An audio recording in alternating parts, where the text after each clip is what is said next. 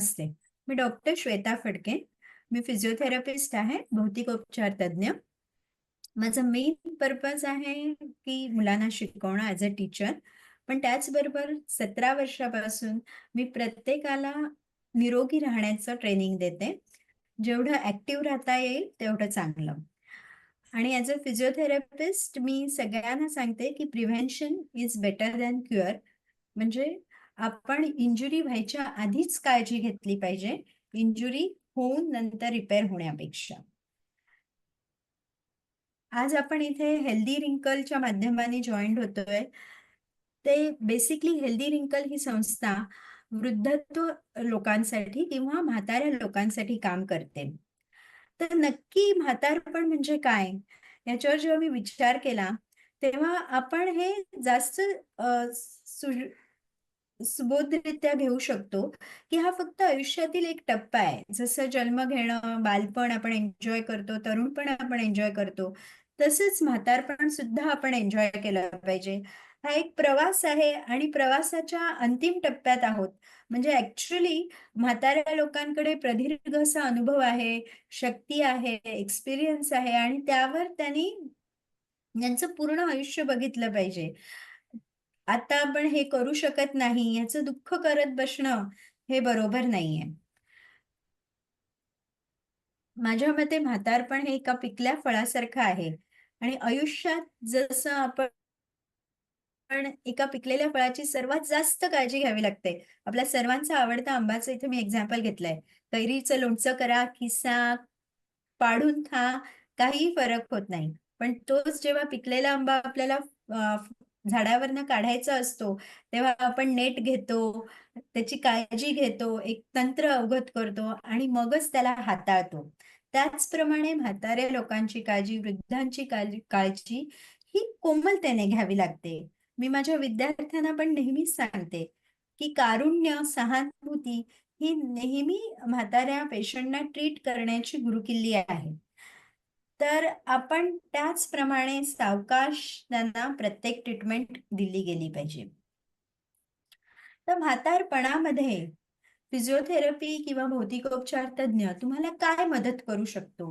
हा आजचा आपला एक महत्त्वाचा प्रश्न आहे. तर मी म्हणेन फिजिओथेरपिस्ट किंवा भौतिकोपचार तज्ञ हा सतत आयुष्याच्या प्रत्येक टप्प्यावर आपल्याला गरजेचाच असतो.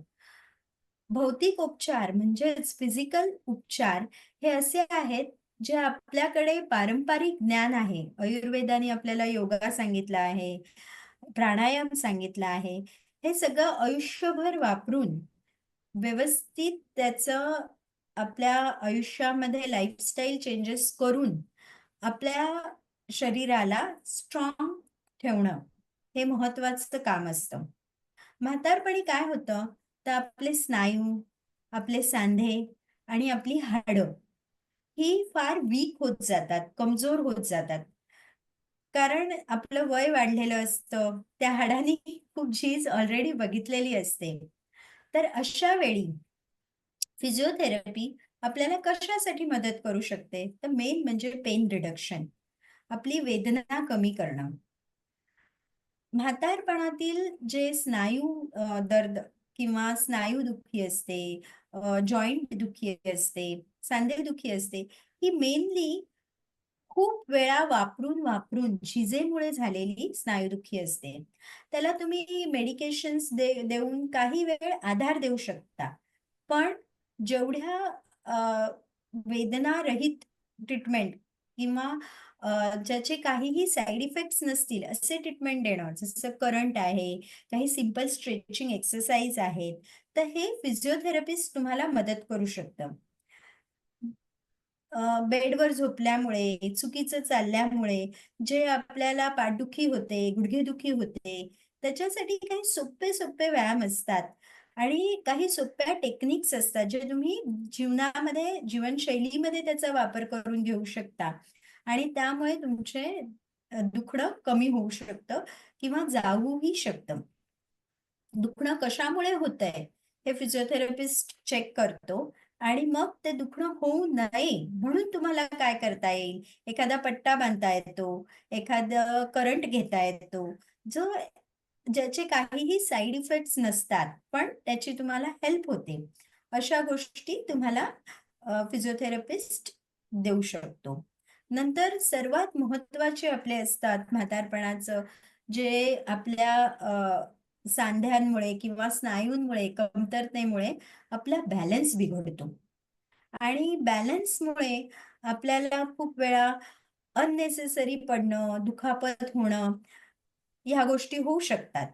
तर तो बॅलन्स सुधारणं ही खूप जरुरी आहे. ॲक्चुअली पहिल्याच्या काळी सतत आपण ते व्यायाम करत असायचो. आपले घरकाम असं असायचं, की त्याच्यामध्ये बॅलन्स आपोआप आपला ट्रेन होत जायचा. पण जसं-जसं आता आपण लाईफस्टाईल चेंज करत चाललोय, जास्त कपडे धुवायची मशीन वापरतो, भांडी घासायची मशीन वापरतो, अ, कमी कामं होत चालली आहेत. त्यामुळे आपला व्यायाम कमी होतोय आणि आपल्या शरीरातले स्नायू कमजोर होतायत. तर आपल्याला काही सोपे व्यायाम करून आपला बॅलन्स चांगला करता येतो आणि आपले स्नायू जे आहेत, मसल्स जे रोजच्या रोज आपल्याला लागतात, जसं आपल्या बेडवरनं उठणं आहे, खुर्चीतनं उठणं आहे, त्यासाठी जे छोटे-छोटे स्नायू आपल्याला लागतात, ते आपल्याला स्ट्रॉंग करून देऊ शकतो फिजिओथेरपिस्ट. आणि सर्वात महत्त्वाचं म्हणजे या धकाधकीच्या जीवनात माणूस विसरलाय, ते श्वास कसा घ्यायचा असतो. प्राणायाम हे ॲक्चुअली किती 4000-5000 वर्षाची परंपरा असलेलं शास्त्र आहे. पण आपण ते विसरत गेलोय आणि आता आपल्या लाईफस्टाईलमध्ये, रोजच्या जीवनामध्ये ते नाहीये. तर पुन्हा श्वास घेणं उत्तम रीतीने आणि तुम्ही आता बघाल म्हणजे मी फिजिओथेरपिस्ट हा एक ॲलोपॅथीचा भाग झाला किंवा एक मॉडर्न मेडिसिन झालं. पण त्याचबरोबर मी आयुर्वेदिक डॉक्टरांबरोबर सुद्धा काम करते, होमिओपॅथिक डॉक्टरांबरोबर काम करते, नॅचरोपॅथी डॉक्टरांबरोबर काम करते. त्याच्यात आपल्या श्वासाला खूप महत्त्व असतं. श्वास ही ॲक्चुअली प्रत्येक क्षणाला आपण घेत असलेली एनर्जी असते विश्वाकडनं आणि जेव्हा आपण आपल्या शरीरातील श्वास सोडतो, त्यावेळी आपण आपली निगेटिव्ह एनर्जी बाहेर काढत असतो. तर तो श्वास घेण्याचा एक प्रकार आहे. तो फिजिओथेरपिस्ट तुम्हाला फार चांगल्या रीती शिकवू शकतो आणि त्या छोट्याशा चेंजमुळे सुद्धा तुमच्या जीवनामध्ये, तुमच्या फीलिंग्जमध्ये चांगले पॉझिटिव्ह फीडबॅक्स तुम्हाला मिळू शकतात. तर बेसिकली फिजिओथेरपिस्टचं काम म्हाताऱ्या लोकांबरोबर जेव्हा काम होतं, तेव्हा नुसतंच त्यांना बरं करणं हा एक प्रकार नसतो. तर त्यांचा आत्मविश्वास वाढवणं, त्यांचं स्वातंत्र्य वाढवलं, घरातल्या घरात ते स्वतःची स्वतः किती कामं करू शकतील किंवा थोडेफार बाहेर जाऊन ते किती इंडिपेंडेंटली रस्त्यात चालू शकतील, हे सगळं बघणं पेशंट टू पेशंट डिफर करतं. पण तरीसुद्धा या सगळ्या बाबतीत तुम्हाला फिजिओथेरपिस्ट मदत करू शकतात. आता मी तुम्हाला काही छोट्या-छोट्या गोष्टी दाखवणार आहे, की रोजच्या रोज जे तुम्ही करू शकता. तर मेन आता सगळ्यांचाच प्रॉब्लेम झालाय. अगदी लहान मुलांपासनं म्हाताऱ्या माणसांपर्यंत सगळ्यांना मोबाईल हातात लागतो. आणि मोबाईल जेव्हा हातात असतो, तेव्हा मेन आपलं मान आणि आपले खांदे हे दोन्हीही अनवॉन्टेड पोश्चरमध्ये असतात. म्हणजे चुकीच्या पोश्चरमध्ये असतात. चुकीच्या तऱ्हेने ठेवले जातात आणि त्यामुळे ते दुखणं, मान दुखणं, खांदे दुखणं हे आजकाल फार कॉमन झालेलं आहे आणि फक्त वृद्धांसाठी असं नाही, सगळ्याच पॉप्युलेशनमध्ये ओव्हर यूज ऑफ मोबाईल किंवा कॉम्प्युटर या गोष्टीमुळे हे कॉमन आहे. तर त्यासाठी आज आपण छोटे-छोटे व्यायाम बघणार आहोत. इथे मी काही एकदम छोटे व्यायाम दाखवले आहेत, ते म्हणजे शोल्डर रोटेशन, खांद्याचं रोटेशन करणं, मान वर-खाली करणं, ओके. हे जर दर तासाला 10 वेळा तुम्ही केलं, तर तुमचे खांदे मोबिलिटी राहील, ते चांगल्या रीतीने हलू शकतील, रक्ताभिसरण योग्य तऱ्हेने होईल आणि त्यामुळे जे आखडून जाणं आहे, ते कमी होईल. त्यामुळे प्रत्येक वेळी मोबाईल हातात घेतला, की मोबाईलवरच 1 तासाचा टायमर लावायचा आणि टायमर झाला, की खांद्याचा व्यायाम, मानेचा व्यायाम आणि श्वासोश्वासाचा व्यायाम करून घ्यायचा.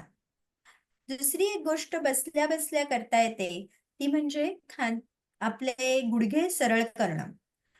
आपल्याला माहिती नसेल, पण हा जो गुडघ्याच्या वरचा स्नायू असतो, तो आपल्या उभं राहण्यामध्ये, बसण्यामध्ये, रोजच्या भरपूर कामामध्ये महत्वाचा असतो.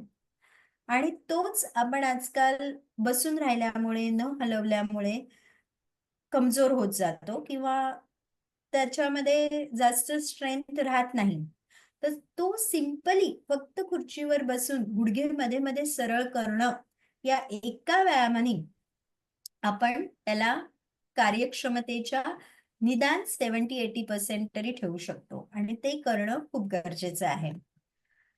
हे छोटे-छोटे काही जस्ट 2 एक्झाम्पल दिले. ह्याच्या पलीकडे प्रत्येकाची रिक्वायरमेंट बघून आणि प्रत्येकाचं काय दुखतं आहे, कुठला त्रास आहे, डायबिटीज आहे, हायपरटेन्शन आहे, थायरॉइड आहे, त्यानुसार प्रत्येकाला वेगवेगळे व्यायाम दिले जातात. इथे वरच्या चौकटीमध्ये जे व्यायाम दाखवले आहेत, त्यांना आम्ही बॅलन्स ट्रेनिंग म्हणतो किंवा संतुलन सांभाळणं हे म्हणतो.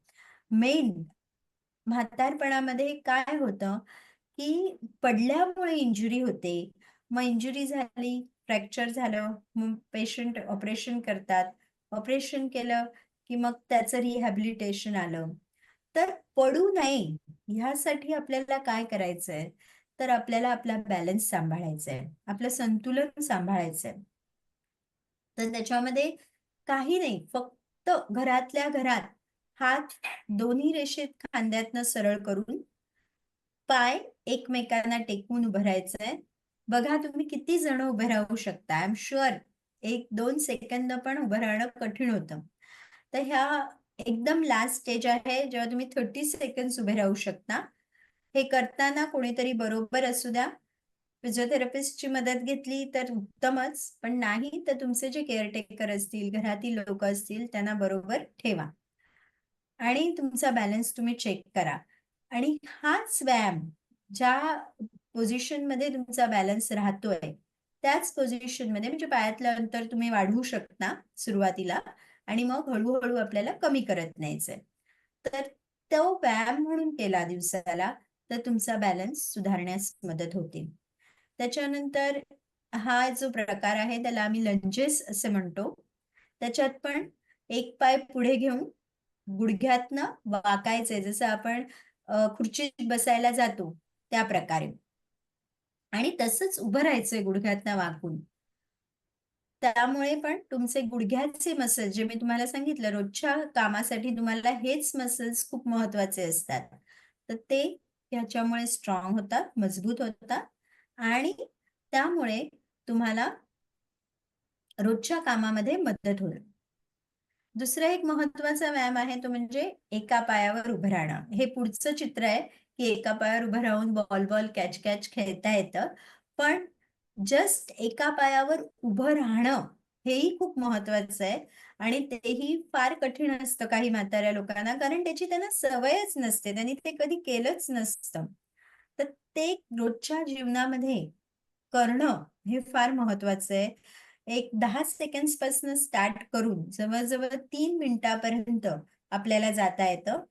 पण 3 मिनिटं नाही तरी 1 मिनिटाचं जरी गोल ठेवलं 60 वर्षाच्या वरील व्यक्तीनी, तरी सुद्धा रोजच्या जीवनामध्ये जेवढे आपल्याला बॅलन्स लागतो, तेवढा ट्रेन होण्यास मदत होते. आणि एक दुसरी महत्वाची गोष्ट आजकालच्या ह्याच्यात होते, मोबाईल घेऊन बसलं, की बसलं. नंतर टीव्ही समोर बसले, की बसले. झोपले तर 2-2, 3-3 तास झोपूनच राहिले. तर त्यामुळे आपल्या बॉडीमध्ये अखडण निर्माण होते, जखडण निर्माण होते आणि खूप सारे मसल्स काम करायचं, स्नायू काम करायचं विसरून जातात. तर एक महत्वाचा गोल्डन रूल आहे. दर 10 मिनिटांनी माणसानी हललं पाहिजे, हालचाल केली पाहिजे. तुम्ही खुर्चीत बसले, काय नाही उभे राहा, परत बसा. तुम्ही एक घरातनं फेरी मारून या, थोडं पाणी प्यायला जा किंवा खिडकीतनं बाहेर बघा काय चाललंय. काही नाही तरी स्वतःचे हात फक्त वर करा आणि परत बसा. हा एक जर गोल्डन रूल तुम्ही पाळला, की दर 10 मिनिटाला माझ्या शरीराची काही ना काहीतरी मूव्हमेंट झाली पाहिजे, तर तुमचे मसल्स स्ट्रॉंग राहण्यास खूप मदत होतात आणि म्हाताऱ्या लोकांसाठी हे अतिशय आवश्यक आहे. जास्त वेळ एका पोझिशनमध्ये बसणं, उभं राहणं, झोपणं यामुळे जास्तीत जास्त जॉइंटचे अखडन होणं किंवा मसल कमजोर होणं ह्या गोष्टी होत असतात. तर जेवढं तुम्ही हलाल-डुलाल तेवढंच तुम्ही चांगले राहण्यास मदत होईल. तर आजच्या आपल्या छोट्याशा व्हिडिओमधनं हेच घ्यायचं आहे, की प्रत्येक जण वेगळं असतं, प्रत्येकासाठी ट्रीटमेंट वेगळी असते. तर फिजिओथेरपिस्टना विचारूनच साधे स्ट्रेचिंग, चालणं, थोडं स्ट्रेंथनिंग हे एक्सरसाइज करून घ्यायची गरज आहे. आता खूप साऱ्या गोष्टी अवेलेबल आहेत. जसं मी म्हटलं मोबाईलवर तुम्ही टायमर लावा. टायमर वाजला की आपल्याला हलायचंय. टायमर वाजला की आपल्याला गोळ्या घ्यायच्या आहेत. बाहेर पडायचंय, हात वर करायचेत. अशा छोट्या-छोट्या गोष्टी आहेत. त्या तुम्ही तुमच्या डेली लाईफमध्ये जस्ट WhatsApp बघायला तुम्ही मोबाईल वापरू नका. नुसतं YouTube बघू नका. तर दुसरे फंक्शन्स आहेत, तर त्याचाही वापर करा. टेक्नॉलॉजीचा वापर करा आणि स्वतःचं लाईफ मोर ईझी करून घ्या. आणि ह्या ज्या सगळ्या गोष्टी आहेत, ह्या फुलपाखरासारख्या आहेत. जसं आपल्याला छोटूसं किडा असतो आणि मग तो कोकूनमध्ये जाऊन त्याचं बटरफ्लाय होतं. त्याला एक 14-15 दिवसाचा कालखंड द्यावा लागतो. तसं आपल्या शरीराला कुठलेही नवीन व्यायाम शिकायला, जीवनात त्याचा रोजच्या रोज वापर करायला निदान 21 दिवस त्या व्यायामाची, त्या गोष्टीची प्रॅक्टिस करावी लागते. श्वास घेणं तर आपण दर मिनिटाला घेत असतो. पण करेक्टली श्वास घेणं हे जे महत्वाचं आहे, ते शिकायला आणि प्रॅक्टिस करून ते आपल्याला अंगीकारायला 21 दिवस लागतात. तर तुम्ही 21 दिवस कंटिन्युअसली कुठलीही गोष्ट प्रॅक्टिस केली, तरच तुमच्या शरीरामध्ये त्याचे पॉझिटिव्ह इफेक्ट्स तुम्हाला दिसणार आहेत. आज 1-2 दिवस करून बघितलं, मग सोडून दिलं, तर पॉझिटिव्ह इफेक्ट्स दिसणार नाही. मेन तुम्हाला या छोट्याशा व्हिडिओमधनं घ्यायचंय ते हालचाल महत्वाची. तुम्ही तुमच्या ह्याच्याप्रमाणे हालचाल करा. हालचाल करताना बघा की ती दर 10 मिनिटांनी होतेय, दर तासानी तुमची पोझिशन चेंज होतेय. असे काही छोटे-छोटे, सोपे-सोपे नियम आधी अंगीकारा. व्यवस्थित श्वास घ्यायला शिका आणि मग हळू बॅलन्स करणं, स्ट्रेचिंग करणं, स्ट्रेंथनिंग करणं, या सगळ्या व्यायामाकडे तुम्ही वळू शकता. तर छोटीशी गोष्ट आज आपण इथे संपूया. वृद्धत्व हा एक प्रवास आहे हे लक्षात ठेवा आणि फिजिओथेरपीची मदत ही तुम्हाला तो प्रवास सुरळीत करण्यासाठी मदत करणार आहे. सक्रिय राहा, हालचाल करा, व्यावसायिक सल्ला घेण्यास मागे-पुढे पाहू नका आणि जर तुम्हाला हा व्हिडिओ उपयुक्त वाटला, तर अधिक आरोग्य टिप्ससाठी लाईक, शेअर आणि सबस्क्राईब करायला विसरू नका. पुढील व्हिडिओमध्ये भेटू. तोपर्यंत निरोगी राहा, आनंदी राहा आणि हालचाल करत राहा.